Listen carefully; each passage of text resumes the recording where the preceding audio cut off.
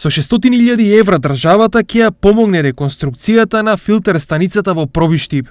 Оваа одлука е донесена вчера на последната седница на владата, на која е разгледана и е усвоена информацијата за поддршка на проектот за рехабилитација и автоматизација на постоечките објекти за снабдување со вода за пиење во општина Пробиштип.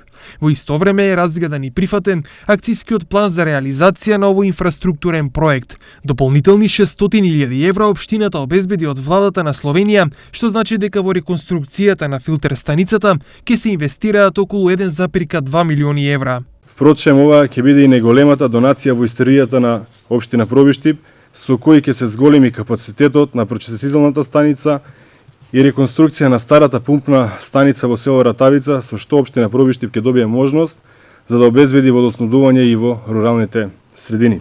Инаку филтер станицата во Пробиштип е градена пред 5 години, исто така со помош од словенечката влада и кредит од Џајка. Станува збор за инвестиција од над 1 милион евра и со истата се овозможи користење на водата од хидросистемот Злетовица.